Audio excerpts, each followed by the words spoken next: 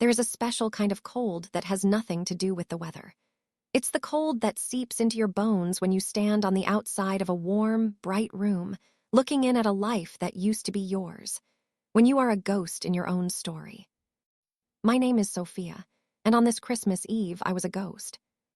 I stood on the pristine, snow-dusted sidewalk, looking up at my family's mansion. Every window was a blazing square of golden light.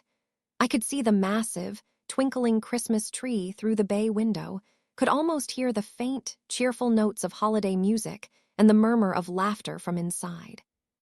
It had been 2 years since I'd last set foot in that house. 2 years since my father, in a voice of cold, final judgment, had told me to leave. The accusation was theft, a significant amount of money from his company's accounts. The evidence, he said, was undeniable. It pointed directly to me. I had protested, I had sworn my innocence, but they had already tried and convicted me in their hearts. My brother, Marcus, had been the most vocal. "I always knew she was jealous of the family's success," he'd said, his eyes full of a triumph he didn't even try to hide. They didn't care that I had no motive. They didn't care that I loved them. I was the artistic, free-spirited daughter, the one who didn't fit into their world of business and appearances. And so, I was disposable. For 2 years, I had been on my own. The first 6 months were a blur of couches, shelters, and desperate job applications. My name, tarnished by the accusation, was a curse. No one would hire the daughter of Alexander Vance, accused of stealing from her own father. But I had one thing they couldn't take, my mind. I was smart with numbers. I understood systems. And in the dead of night in the back of public libraries, I had started to build something. A small, anonymous online business helping other small companies manage their books. It wasn't much, but it was honest. It was mine. This Christmas, a fragile, foolish hope had bloomed in my chest. Maybe time had softened them. Maybe they would see me and remember I was their daughter. I took a deep breath, the cold air stinging my lungs, and walked up the long driveway. I was wearing the best clothes I owned. A simple, clean sweater and jeans, but they were cheap and worn next to the opulence around me. I rang the doorbell. The sound echoed, a death knell for my hope. The door was opened by my mother. Her face, for a single, heart-stopping second, showed surprise. Then it settled into a mask of polite, distant pity. "Sophia," she said, her voice carefully neutral. "What are you doing here?" I thought for Christmas." I stammered, my confidence crumbling. She hesitated, then stepped aside. "Well, don't make a scene." And just like that, I was inside. The heat of the house was overwhelming. The scent of pine and roasted meat and expensive perfume was a painful memory. The party was in full swing. Dozens of people, dressed in silk and cashmere, turned to look at the shabby ghost who had wandered in from the cold. And then I saw him, Marcus. He stood by the fireplace, a crystal glass in his hand, holding court. His eyes found me, and a slow, cruel smile spread across his face. The hunt was on. Marcus detached himself from his group and sauntered over. He was the picture of success, from his perfectly styled hair to his tailored suit. He looked me up and down, his smile never wavering. "Well, well," he said, his voice loud enough to draw the attention of those nearby. "Look what the cat dragged in, or should I say, look what dragged itself out of the trash." A few people tittered nervously. My face burned. "Hello, Marcus," I said, my voice quiet. "Come to soak up a little warmth?" he asked, his tone dripping with false sympathy. "Maybe get a decent meal for once. I heard you've been living in some interesting places." He was enjoying this, every second of it. He was putting on a show for his friends, reinforcing his position as the good, successful son by contrasting himself with his failed, criminal sister. "I'm doing just fine," I lied, my voice trembling. "Are you?" He took a step closer, his eyes glinting. "You know, I saw someone who looked just like you last week, digging through a dumpster behind the financial district. I almost didn't recognize you. But then I thought, no, that can't be my sister. A Vance digging through garbage." The humiliation was a physical weight, crushing me. The guests were staring openly now, their expressions a mixture of pity and disgust. "Marcus, that's enough," my father said, walking over. But his voice held no real authority. It was the same tired disappointment I remembered from 2 years ago. "I'm just concerned, Dad," Marcus said, spreading his hands innocently. "I mean, look at her. She's a mess. She's an embarrassment. Still living off trash, sis." The words hung in the air, final and absolute. Still living off trash. He had defined me. In front of my entire family, in front of all their friends, he had reduced my struggle for survival to a punchline. I looked at my mother, who was studying the floor. I looked at my father, whose gaze was filled with shame, but not for Marcus. For me. This was it. The last fragile thread of hope I had been clinging to snapped. The love I had for them, the desperate need for their approval, curdled into something else. Something cold and hard and clear. I didn't say a word. I just looked at Marcus, at my parents, and I memorized the moment. The cruelty in his eyes, the resignation in theirs. I turned to leave, the crowd parting from me like I was carrying a disease. And that's when it happened. On the giant, wall-mounted television, which had been silently playing a channel of financial news, a banner alert flashed across the screen. The host of the party, a friend of my father's, chuckled. "Oh, turn that up, Alex. Let's see who the bright young things are this year." My father, eager for any distraction from the scene I had caused, picked up the remote and turned up the volume. The news anchor was smiling. "And in our tech and innovation category, one of the most impressive newcomers is a company that has revolutionized financial management for small businesses with its unique, secure AI-driven platform.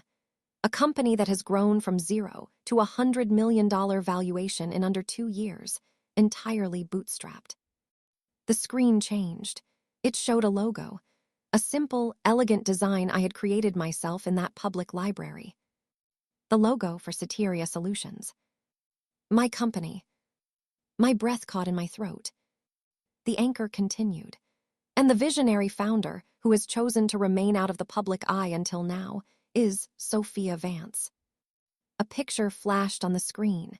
It was my college graduation photo, the only professional photo of me that existed online.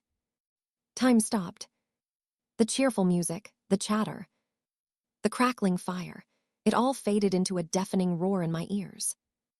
Every single person in that room turned from the television screen to look at me, the shabby ghost in the worn-out sweater. The room was utterly, completely silent. The silence was a living thing, thick and heavy. You could have heard a snowflake land on the roof. All eyes were on me. The pity was gone. The disgust was gone. It was replaced by pure, unadulterated shock. My father was staring at the screen, his mouth slightly open, the remote control hanging limply in his hand. My mother had her hand over her heart, her eyes wide with disbelief. But the best reaction was Marcus. His face had gone through a rapid, spectacular transformation. The smug, superior smile had melted away, replaced by a slack-jawed confusion. Then, as the anchor repeated my name and the company's valuation, his confusion twisted into dawning, horrified understanding. His eyes darted from the screen to me, back to the screen, as if he couldn't make the two images connect. The ghost was a millionaire, a celebrated innovator. He was the one who had been mocking a Forbes-listed entrepreneur for being poor. The absurdity of it was so profound, a small, dry laugh escaped my lips. It was the only sound in the room. That laugh seemed to break the spell. My father found his voice first. Sophia," he stammered. "Soteria, that's you." I didn't look at him. I kept my eyes locked on Marcus. I saw the moment the humiliation hit him. His cheeks flushed a deep, blotchy red. He looked down, unable to hold my gaze. It can't be," Marcus whispered, but there was no force behind it. It was the whimper of a defeated man. The party guests began to murmur, their whispers building into an excited buzz. They were looking at me with a new, intense curiosity. The embarrassment was no longer mine. It was his. I finally turned to my father. "Yes," I said, my voice calm and clear, carrying through the room. "It's me. I built it. After you threw me out with nothing. After you decided I was a thief without a trial." My father flinched as if I'd struck him.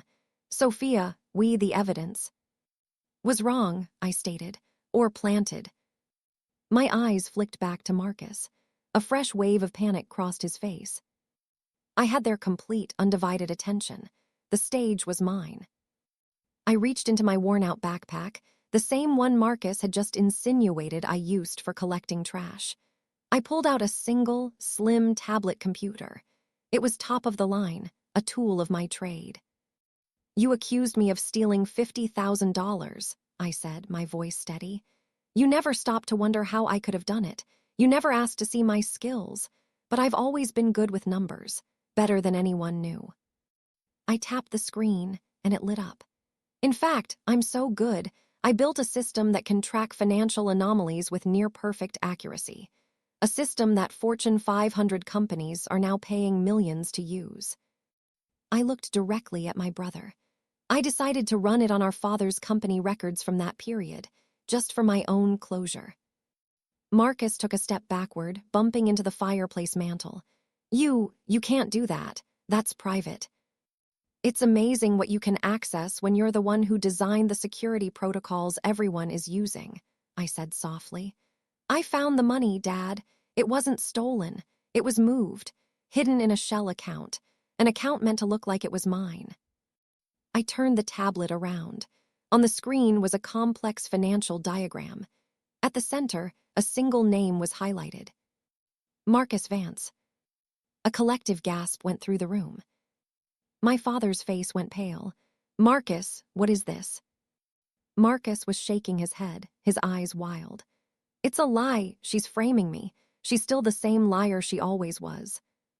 The digital trail doesn't lie, brother, I said, my voice like ice. The IP addresses, the login times, it all leads back to you. You set me up. You needed a scapegoat to cover your own losses from a bad investment, and I was the easiest target. The truth was out. It hung in the air, undeniable.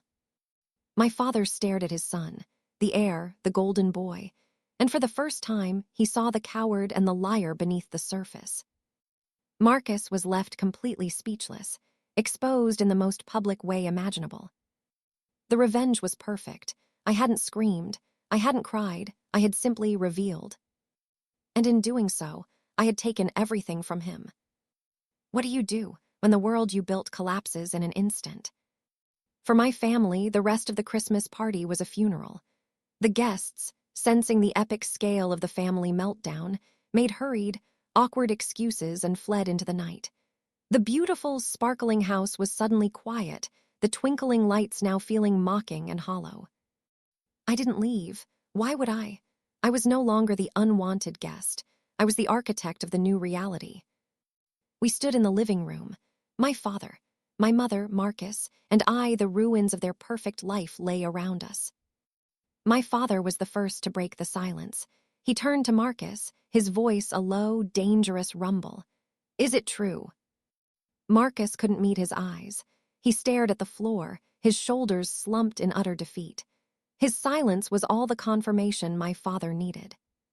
You, my father whispered, the anger draining from him, replaced by a profound, weary grief. You stole from me. You framed your own sister. You let me throw her out.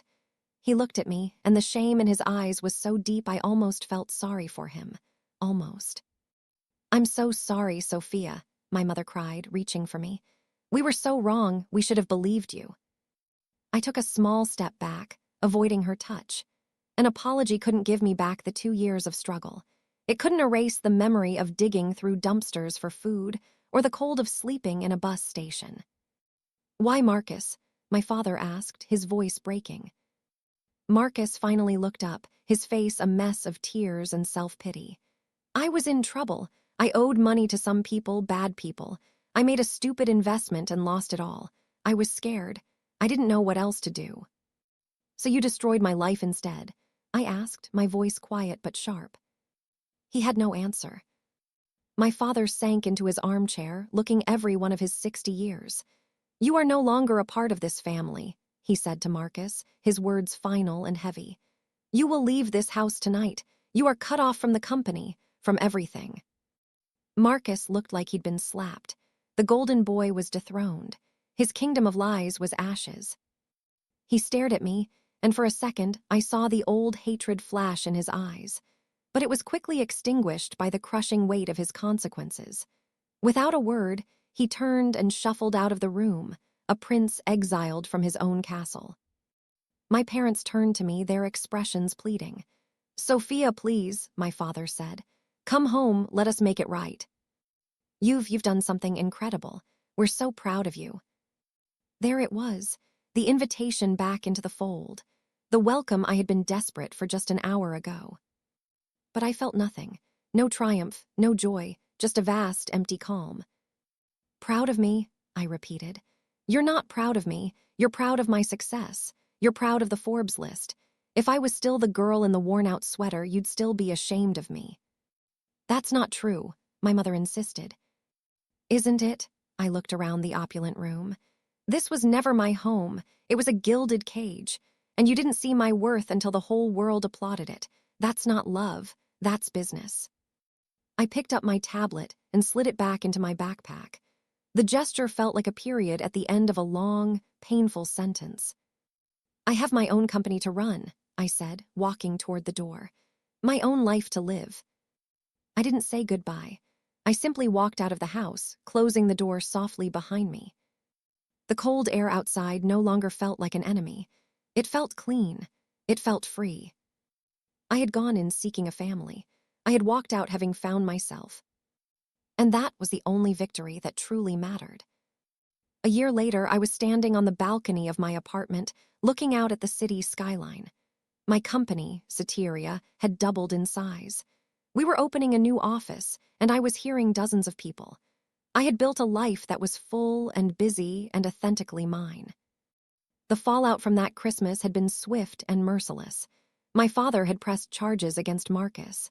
The court case was short. Marcus, faced with the digital evidence I provided, pleaded guilty. He was serving a multi-year sentence for embezzlement and fraud. My parents had tried to contact me countless times. Letters, emails, voicemails. They were full of apologies, of regrets, of pleas for a second chance. I read them, but I never replied. The bridge was burned, and I felt no desire to rebuild it. Some wounds are too deep. One afternoon, a package arrived at my office. It was from my father's lawyer. Inside was a single key and a deed. The deed was for the family mansion. The note was simple. "It should have been yours all along. I'm sorry I never saw the strength in you until it was too late. Dad." I held the key in my hand. It was heavy, cold metal, a symbol of everything I had been denied and everything I had overcome. I didn't want the house. It was just a building, filled with the ghosts of a girl I used to be. I donated it to a charity that helped homeless families get back on their feet. The irony was not lost on me. The real legacy wasn't a house or a name. It was what you built with your own hands. It was the integrity you held onto when everyone accused you of having none. I learned that revenge isn't about hurting the people who hurt you. It's about reclaiming your power. My revenge wasn't the Forbes list or exposing Marcus. My revenge was my happiness, my success, my unshakable peace. My brother sneered that I was living off trash. But he was the one whose life was built on a foundation of lies, and it collapsed under the slightest pressure. I built my life on the truth of who I am, on resilience, on the hard, honest work of starting with nothing. And that is a foundation that can never be broken. The world may try to define you. Your family may try to limit you. They may call you a thief, a failure, a ghost. But you are the only one who gets to write your story. You are the only one who gets to decide your name. My name is Sophia Vance, and my story was just beginning.